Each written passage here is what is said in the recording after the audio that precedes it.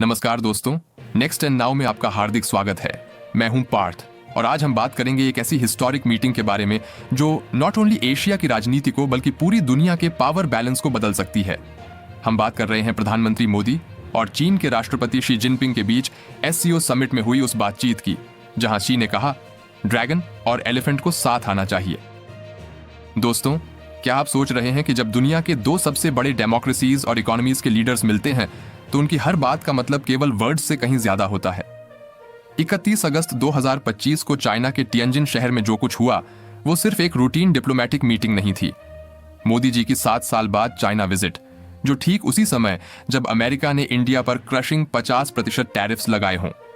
Xi Jinping उनसे मिलकर कह रहे हैं कि the world today is swept by once in a century transformation और China and India are two ancient civilisations in the east. लेकिन सबसे इंटरेस्टिंग बात तो यह थी जब सी ने कहा it is the right choice for both countries to be friends who have good neighbourly and amicable ties, partners who enable each other success and to have the dragon and the elephant come together. यह metaphor सुनने में poetic लगता है, लेकिन क्या आप जानते हैं कि इसके पीछे कितनी गहरी जियोपॉलिटिकल कैलकुलेशंस छुपी हुई हैं? जब अमेरिका ट्रेड वॉर छेड़ रहा हो, जब ग्लोबल सप्लाई चेन्स डिसरप्टेड हों, जब दोनों कंट्रीज के बीच $100 अरब का ट्रेड डेफिसिट हो, तब यह ड्रैगन एलिफेंट डांस का मतलब क्या है? मोदी जी ने इस मीटिंग में क्लियर मैसेज दिया, India and China both pursue strategic autonomy and their relations should not be seen through a third country lens.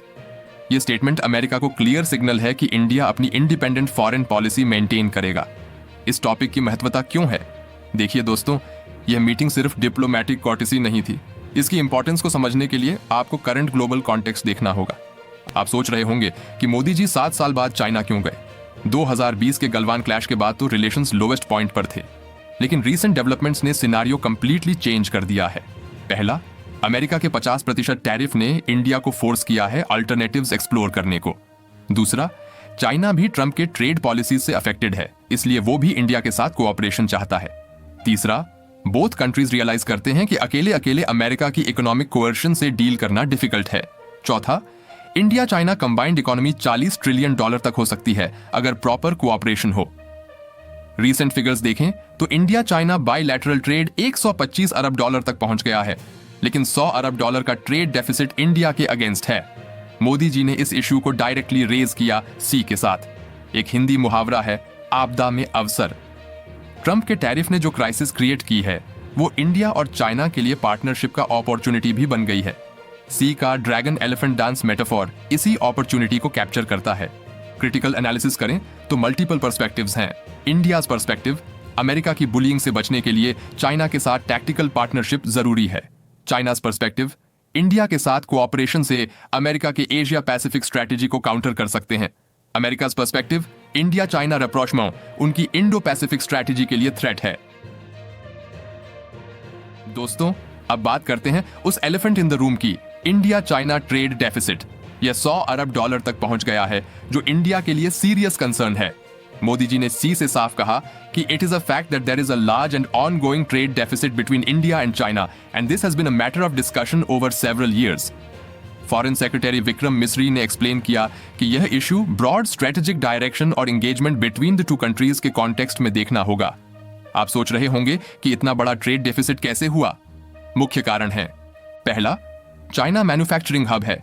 India primarily services और रॉ मटेरियल्स एक्सपोर्ट करता है। दूसरा, टेक्नोलॉजी प्रोडक्ट्स, मशीनरी, केमिकल्स में China का dominance है। तीसरा, India के manufacturing sector का डेवलपमेंट स्लो रहा है कंपेयर टू चाइना। लेकिन इंटरेस्टिंग बात यह है कि बोथ लीडर्स ने एक्नॉलेज किया कि भारतीय और चीनी अर्थव्यवस्था की भूमिका ग्लोबल ट्रेड को स्थिर करने में मदद करती है। यह रिकॉग्निशन है कि दोनों इकोनॉमीज कॉम्प्लीमेंट्री हैं, कॉम्पिटिटिव नहीं। री ने भी कहा कि करंट ग्लोबल ट्रेड डिसरप्शंस के अगेंस्ट दोनों कंट्रीज को साथ काम करना चाहिए।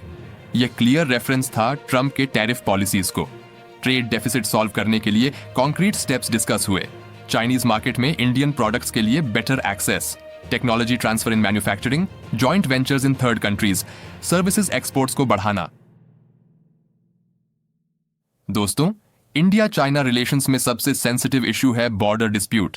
3488 किलोमीटर का LAC, line of actual control में रेगुलर टेंशंस होते रहते हैं। लेकिन गुड न्यूज यह है कि अक्टूबर 2024 में डिसएंगेजमेंट अग्रीमेंट हुई है। मोदी जी ने शी से कहा कि peace and stability along the border bilateral relations के लिए एसेंशियल है। फॉरेन सेक्रेटरी ने कहा कि peace along the border is like an insurance policy for bilateral relations. Recent progress देखें तो पहला, पेट्रोल प्रोटोकॉल रिस्टोर हो गए हैं प्री 2020 स्टेटस के अनुसार। दूसरा, बफर जोन किए गए हैं फ्रिक्शन पॉइंट्स पर। तीसरा, मिलिट्री कमांडर्स के बीच रेगुलर कम्युनिकेशन रीस्टार्ट हो गई है। चौथा, कॉन्फिडेंस बिल्डिंग मेजर्स इंप्लीमेंट हो रहे हैं। मोदी जी ने एम्फसाइज किया कि differences should not be allowed to grow into disputes. ये मैच्योर अप्रोच है, एक्नॉलेज करना कि डिफरेंसेस होंगे लेकिन उन्हें मैनेज करना होगा प्रॉपरली। जी ने भी अग्री किया कि बॉर्डर इश्यूज को ब्रॉडर चाइना इंडिया रिलेशनशिप को ओवरशैडो नहीं करना चाहिए। दोस्तों, एक सरप्राइजिंग एलिमेंट था मोदी शी मीटिंग में, टेररिज्म पर कोऑपरेशन की बात। ट्रेडिशनली ये कंटेंशियस इशू रहा है क्योंकि चाइना पाकिस्तान को सपोर्ट करता है। मोदी जी ने रेज किया क्रॉस बॉर्डर टेररिज्म का इशू। उन्होंने कहा कि both India and China have suffered due to terrorism, making cooperation essential. ये स्ट्रेटेजिक मूव था मोदी जी का। चाइना भी शिनजांग में उइगर टेररिज्म फेस करता है। अफगानिस्तान से सेंट्रल एशियन रिपब्लिक्स में टेररिस्ट थ्रेट्स हैं, इसलिए टेररिज्म एक कॉमन कंसर्न है। शी ने पॉजिटिव रिस्पॉन्स दिया इस इशू पर। यह सिग्निफिकेंट है क्योंकि ट्रेडिशनली चाइना इंडिया की टेररिज्म कंसर्न्स को डिसमिस करता था पाकिस्तान के फेवर में। आप सोच रहे होंगे कि क्या पाकिस्तान को प्रॉब्लम होगी? ऑब्वियसली यस, लेकिन चाइना की प्रायोरिटी अब अमेरिका के अगेंस्ट स्ट्रेटेजिक पार्टनरशिप है इंडिया के साथ। दोस्तों, एक इंटरेस्टिंग एस्पेक्ट था इकोनॉमिक कोऑपरेशन पर डिस्कशन। बोथ लीडर्स ने एक्नॉलेज किया कि इंडिया और चाइना की इकोनॉमीज मिलकर ग्लोबल ट्रेड को स्टेबलाइज कर सकती हैं। यह स्टेटमेंट सिग्निफिकेंट है करंट ग्लोबल ट्रेड डिसरप्शंस के कॉन्टेक्स्ट में। ट्रंप के टैरिफ वॉर ने ग्लोबल सप्लाई चेन्स को डिसरप्ट कर दिया है। ट्रेडिशनल ट्रेड रूट्स और पार्टनरशिप्स अंडर प्रेशर हैं। दोस्तों, एक इंपॉर्टेंट एस्पेक्ट था पीपल टू पीपल कनेक्शंस पर फोकस। बोथ लीडर्स ने अग्री किया कि strengthen people to people ties जरूरी है। प्रैक्टिकल स्टेप्स डिस्कस हुए। पहला, डायरेक्ट फ्लाइट्स रिज्यूम करना इंडिया चाइना के बीच। कोविड के बाद यह सस्पेंड था। दूसरा, स्टूडेंट एक्सचेंजेस इंक्रीज करना। चाइनीज यूनिवर्सिटीज में इंडियन स्टूडेंट्स, इंडियन यूनिवर्सिटीज में चाइनीज स्टूडेंट्स। तीसरा, टूरिज्म प्रमोशन करना। चाइना में इंडियन टूरिस्ट्स, इंडिया में चाइनीज टूरिस्ट्स। चौथा, कल्चरल प्रोग्राम्स ऑर्गेनाइज करना, film festivals, art exhibitions, music concerts. यह सॉफ्ट पावर अप्रोच है लॉन्ग टर्म ट्रस्ट बिल्डिंग के लिए। जब कॉमन पीपल के बीच इंटरैक्शन बढ़ेगी तो मिसकंसेप्शंस रिड्यूस होंगे। लैंग्वेज लर्निंग प्रोग्राम्स भी डिस्कस हुए। चाइनीज लैंग्वेज इंडिया में, हिंदी लैंग्वेज चाइना में। यह कम्युनिकेशन बैरियर्स को रिड्यूस करेगा। बिजनेस कनेक्शंस भी इंपॉर्टेंट हैं। Joint ventures, technology partnerships, startup collaborations, यह सब पीपल टू पीपल लेवल पर कोऑपरेशन बढ़ाएगा। दोस्तों, अब बात करते हैं ड्रैगन एलिफेंट डांस मेटाफर के डीपर मीनिंग की। यह सिर्फ पोएटिक फ्रेज नहीं है बल्कि कल्चरल और फिलोसॉफिकल सिग्निफिकेंस रखता है। ड्रैगन चाइनीज कल्चर में पावर, विजडम और प्रॉस्पेरिटी का सिंबल है। एलिफेंट इंडियन कल्चर में स्ट्रेंथ, मेमोरी और गुड फॉर्च्यून रिप्रेजेंट करता है। डांस, यह वर्ड कोऑपरेशन और हार्मनी सजेस्ट करता है, लेकिन डांस में रिदम होती है, कोऑर्डिनेशन चाहिए, म्यूचुअल रिस्पेक्ट चाहिए। जी ने 2018 में भी यह फ्रेज यूज किया था, लेकिन तब कॉन्टेक्स्ट अलग था। अब ग्लोबल पावर शिफ्ट के कॉन्टेक्स्ट में इसका मीनिंग कंप्लीटली डिफरेंट है। आप सोच रहे होंगे कि क्या वाकई में यह डांस पॉसिबल है? हिस्ट्री में एग्जांपल्स हैं सक्सेसफुल कोऑपरेशन के, EU formation, ASEAN development, even BRICS creation. लेकिन चैलेंजेस भी हैं, border disputes, trade imbalances, strategic mistrust. ये सब इश्यूज हैं जो कोऑपरेशन में ऑब्स्टिकल्स क्रिएट करते हैं। दोस्तों, मोदी सी मीटिंग पॉजिटिव थी, लेकिन प्रैक्टिकल चैलेंजेस भी हैं आगे की कोऑपरेशन में। पहला challenge, trust deficit. 2020 Galwan clash के स्कार्स अभी भी हैं। ट्रस्ट बिल्डिंग टाइम लेती है, कंसिस्टेंट एंगेजमेंट चाहिए। दूसरा चैलेंज, पाकिस्तान फैक्टर। चाइना की पाकिस्तान के साथ ऑल वेदर फ्रेंडशिप इंडिया के लिए ऑलवेज कंसर्न रहेगी। CPEC, कश्मीर इशू पर चीन का स्टैंड, ये सब इरिटेंट्स हैं। तीसरा चैलेंज, अमेरिका का प्रेशर। वॉशिंगटन डेफिनेटली ट्राई करेगा इंडिया को वीन अवे करने की चाइना से। इकोनॉमिक इंसेंटिव्स ऑफर करेगा, सिक्योरिटी पार्टनरशिप ऑफर करेगा। चौथा चैलेंज, डोमेस्टिक पॉलिटिक्स। इंडिया में चाइना के अगेंस्ट सेंटीमेंट अभी भी स्ट्रांग है। ऑपोजिशन पार्टीज इसका पॉलिटिकल यूज कर सकती हैं।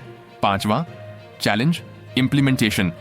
अग्रीमेंट्स पेपर पर अच्छी लगती हैं, लेकिन ग्राउंड लेवल इंप्लीमेंटेशन चैलेंजिंग होती है।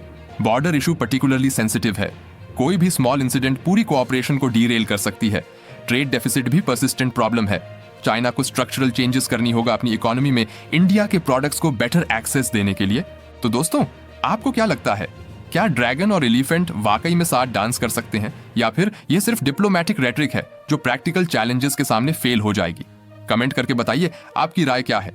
क्या आपको लगता है कि सी जिनपिंग का dragon elephant dance metaphor genuine offer था या फिर स्ट्रेटेजिक मूव था अमेरिका के अगेंस्ट?